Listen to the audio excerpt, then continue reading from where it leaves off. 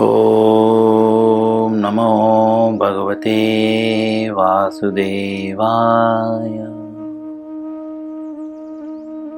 ॐ नमो भगवते वासुदेवाय। ॐ नमो भगवते वासुदेवाय।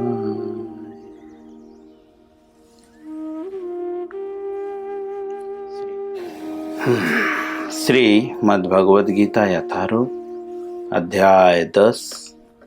अध्याय का नाम है श्री भगवान का ऐश्वर्य। श्लोक संख्या 18। आज इस श्लोक का पहला दिवस है।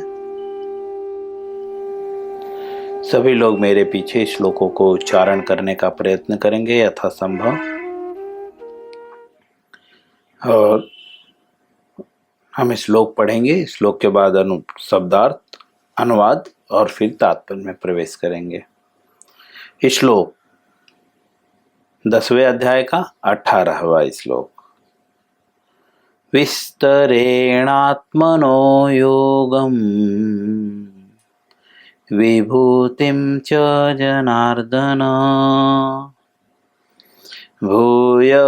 भूयः कथय तृप्तिर्हि शृण्वतो नास्ति मे मृतम्। पुनः विस्तरेणात्मनो योगम् विभूतिं च जनार्दन भूयः कथय तृप्तिर्हि श्रवणतो नास्ति मे मृतम्। पुनः एक बार उच्चारण करेंगे। विस्तरेणात्मनो योगम् विभूतिं च जनार्दन भूयः कथय तृप्तिर्हि शृण्वतो नास्ति मे मृतम्। शब्दार्थ। विस्तरेण अर्थात विस्तार से, आत्मनः अर्थात अपनी, योगम अर्थात योग शक्ति, विभूतिम अर्थात ऐश्वर्य को, मैं अर्थात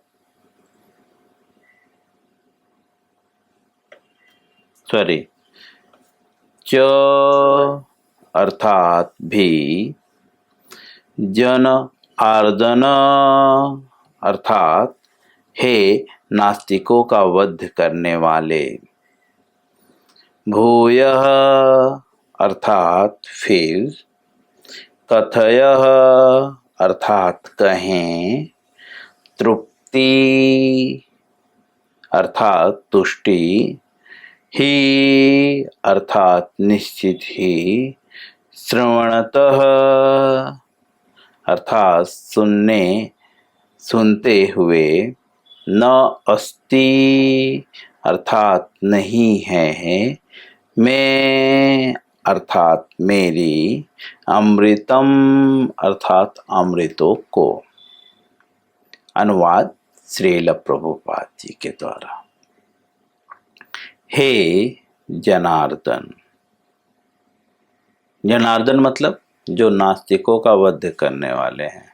नास्तिक अर्थात जो भगवान को नहीं मानते। न अस्ति कुछ भी नहीं है, सब माया है, कुछ भी नहीं है, मरने के बाद कुछ भी नहीं है, उन्हें नास्तिक कहते हैं। ठीक है। जैसे आज लोग, बहुत सारे लोग बोलते हैं हम नास्तिक है, मतलब हम भगवान को नहीं मानते, हम ये नहीं मानते कि मरने के बाद भी जीवन होता है। तो कहते हैं नास्तिकों का वध करने वाले। इनडायरेक्टली अर्जुन यह कहना चाहता है कि आपने जो अभी तक मुझे बताया था इससे जो है मेरी अज्ञानता दूर हो गई। ठीक है, अब आप पुनः बातें हमें बताइए ताकि जो नास्तिक लोग हैं, जो आपको मानते नहीं हैं, वे भी आपको मानने लगे। तो इसीलिए भगवान को अर्जुन जनार्दन कह के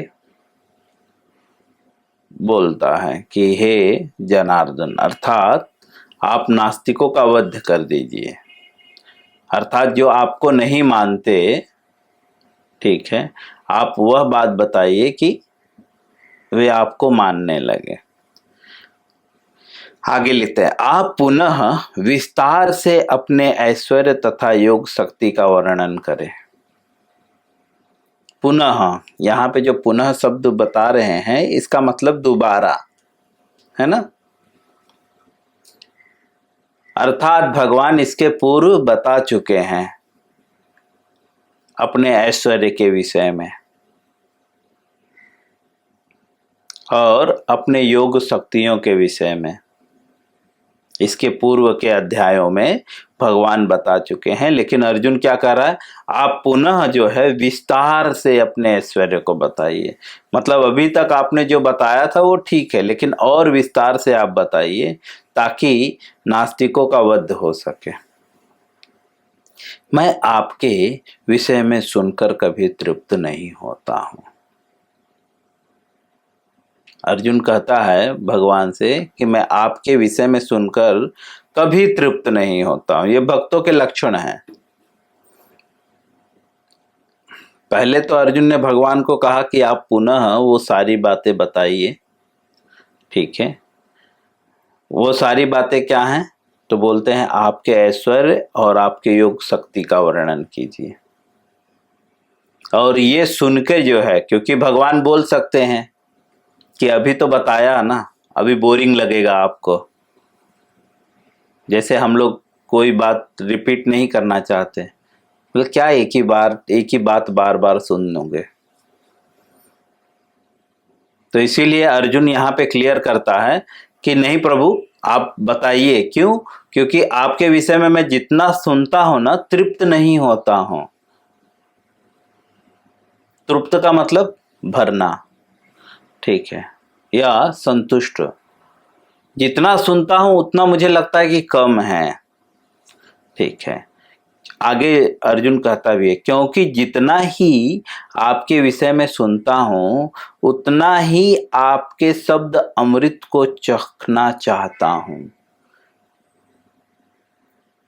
यहां पे ऐसा नहीं है कि अर्जुन असंतुष्ट है। मटेरियल वर्ल्ड में दो ही होता है, एक तो तृप्ति, एक तो असंतुष्ट। मतलब या तो व्यक्ति संतुष्ट होता है या तो असंतुष्ट होता है। तो असंतुष्ट मतलब दुखी, परेशान। संतुष्ट नहीं है। संतुष्ट मतलब जो परेशान नहीं है। लेकिन यहाँ पे अर्जुन ये नहीं बोलता कि मेरी भूख मिट गई है। बोलता है मैं जितना जो है आपके विषय में सुनता हूं उतना ही और अच्छा लगता है और मैं बार बार और सुनना चाहता हूं। आपके शब्दों के अमृत को चखना चाहता हूं। जैसे कोई चीज कभी हमें बहुत अच्छी लगती है तो हम 2-4 एक्स्ट्रा खाने का प्रयास करते हैं, पेट भरने के बावजूद भी। बट मटेरियल वर्ल्ड में जो है एक सीमा है, लेकिन आध्यात्मिक व्यक्ति की कोई सीमा नहीं है।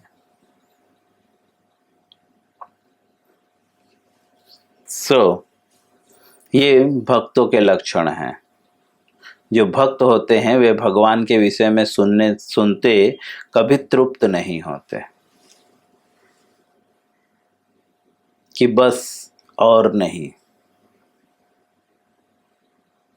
वे जितना सुनते हैं, भगवान के शब्दों को अर्जुन अमृत प्रयोग कर रहा है कि आपके शब्द कैसे हैं? अमृत।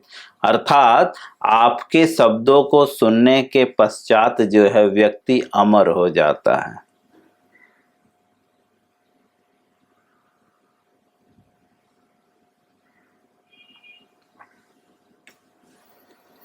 अब श्रील प्रभुपाद जी तात्पर्य में इस श्लोक को विस्तार पूर्वक समझाते हैं।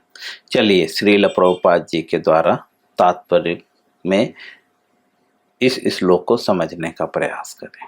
श्रील प्रभुपाद जी लिखते हैं, इसी प्रकार का निवेदन, जिस प्रकार से अर्जुन भगवान से कर रहा है कि हे जनार्दन, आप पुनः जो है अपने ऐश्वर्य को वर्णन कीजिए, क्योंकि आपके विषय में सुनने से मैं कभी तृप्त नहीं होता और जितना सुनता हूँ उतना ही अधिक सुनने की इच्छा होती है।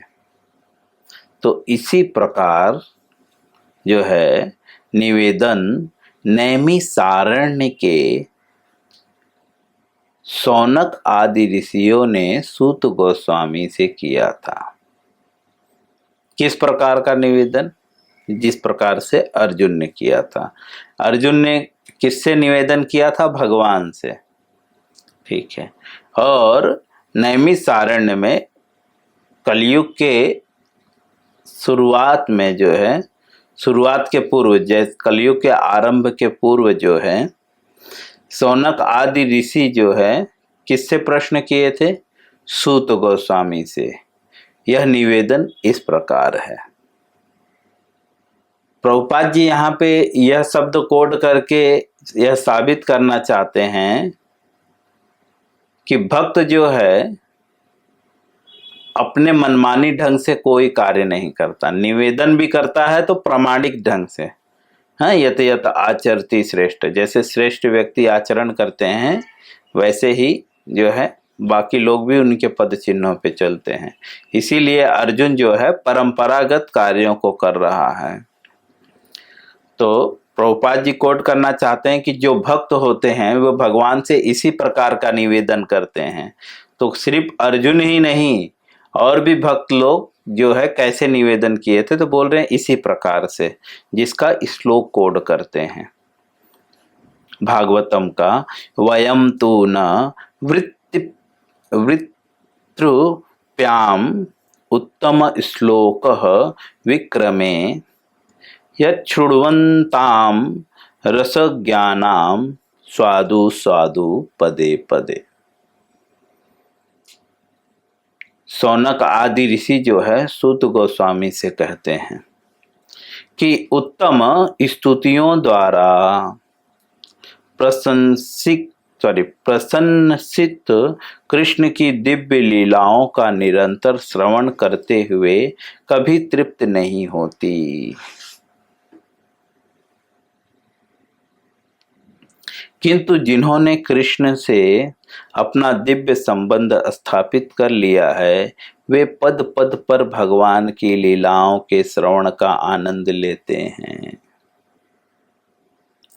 कौन भगवान के लीलाओं का श्रवण का आनंद लेते हैं? जिन्होंने कृष्ण से संबंध स्थापित कर लिया है।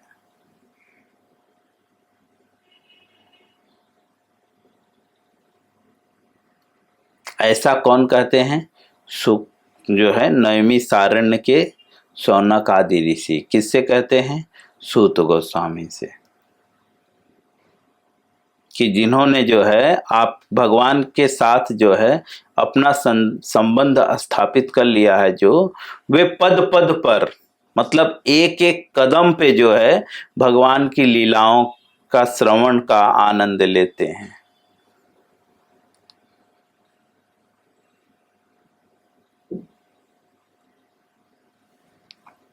यहाँ पे जो है भगवान प्रभुपाद जी लिख रहे हैं, इनडायरेक्टली कह रहे हैं कि श्रवण का आनंद कौन लेता है? पद पद पर बोलते हैं जो भगवान के साथ अपने संबंध को स्थापित कर लिया है। भगवान के साथ संबंध स्थापित, अभी जैसे मटेरियल वर्ल्ड में भी हम किसी के साथ संबंध स्थापित कब करते हैं? जब हम उसे जानते हैं ना। कोई अनजान व्यक्ति से रिश्ता रखता है क्या? संबंध स्थापित रखने का तात्पर्य रिश्ता रखना। कोई अनजान व्यक्ति से रिश्ता रखता है? बिल्कुल नहीं। और कोई अनजान व्यक्ति है तो जब तक वह हमारे सर्कल में नहीं आता, हमारा कोई दोस्त उसे जानता नहीं है, तब तक हम उसके साथ दोस्ती नहीं करते हैं, कोई रिश्ता नहीं रखते, चाहे करोड़पति ही क्यों ना हो। तो इनडायरेक्टली प्रभुपाद जी कह रहे हैं कि अगर आपको भी भगवान की लीलाओं का आनंद लेना है तो भगवान के साथ संबंध स्थापित करना होगा। लेकिन भगवान के साथ संबंध स्थापित करने के लिए हमें ऐसे व्यक्ति से मिलना होगा जो भगवान को अच्छे से जानता है ना। हम विवाह भी करके अपने पत्नी के साथ जब अपना संबंध बनाते हैं, एक पति पत्नी का, तो उससे पूर्व हम उस स्त्री के विषय में अच्छे से जानते हैं। किसके माध्यम से? जो व्यक्ति उनको अच्छे से जानता है, उस माध्यम से जो है हम उस व्यक्ति को जानते हैं या उस स्त्री को जानते हैं। उस स्त्री के परिवार वाले हमें भी एक माध्यम से जानते हैं, है ना। माध्यम के द्वारा मिलते हैं ना, मटेरियल वर्ल्ड में भी एक दूसरे से। तो इनडायरेक्टली प्रभुपाद जी कह रहे हैं कि हमें भी भगवान के विषय में जानना होगा एक उत्तम माध्यम से। वह माध्यम कौन है? भगवान के भक्त। भगवान के भक्त जो है भगवान को अच्छे से जानते हैं। अब श्रील प्रभुपाद जी आगे लिखते हैं, श्रीमद् भागवतम में जो है पहले स्कंद के पहले अध्याय के 19वें श्लोक में यह बात कहा गया है। यह श्लोक कहाँ का है? बोलते हैं भागवतम के पहले स्कंद के पहले अध्याय के 19वें श्लोक में जो है सूत गोस्वामी से जो है सौनक आदि ऋषि ये प्रश्न किए थे। अतः अर्जुन कृष्ण के विषय में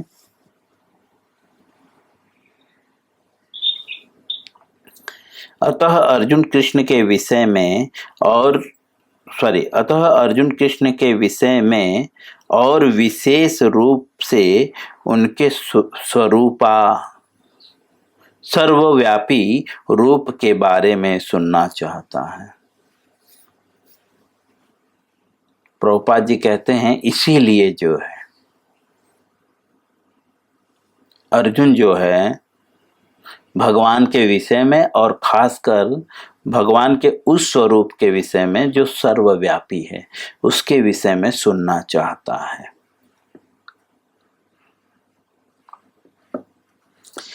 जहां तक अमृत की बात है, प्रभुपाद जी कहते हैं कि जहां तक अमृत की बात है, अमृतम इस श्लोक में शब्द का प्रयोग किया गया है। लास्ट में श्लोक के एंड में अमृतम, जहां तक कि इसकी बात है तो कहते हैं कृष्ण संबंधी कोई भी आख्यान अमृत तुल्य है। कृष्ण संबंधित कोई भी आख्यान, आख्यान मतलब कथा, कोई बोल रहा है, अगर वह कृष्ण संबंधी है तो वह अमृत के तुल्य है। अमृत अर्थात जिसको पीने के बाद जो है, जिसका स्वाद लेने के बाद व्यक्ति जो है जन्म मृत्यु पे विजय प्राप्त कर लेता है, वह मरता नहीं है। और इस अमृत की अनुभूति व्यवहार से ही की जा सकती है। व्यवहार मतलब सिर्फ बोलने से नहीं, सिर्फ सुनने से नहीं, अपने जीवन में लाने से ही इस अमृत की जो है अनुभूति मतलब रियलाइजेशन की जा सकती है। किस अमृत की? जो कृष्ण संबंधी है। दूसरे शब्द में श्रील प्रभुपाद जी कहते हैं कि अगर आपको जिस तरह से यहाँ पे नैमिषारण्य के ऋषि कह रहे हैं कि आपके विषय में मैं सुनकर तृप्त नहीं होता और आनंद प्राप्त करने की इच्छा होती है, जितना सुनता हूँ उतना ही अच्छा लगता है। ठीक है, अर्जुन भी यहाँ पे कह रहा है। और अगर आपको भी इस अमृत का आस्वादन करना है तो आपको व्यवहार में लाना होगा, मतलब अपने जीवन में लाना होगा। क्या लाना होगा अपने जीवन में?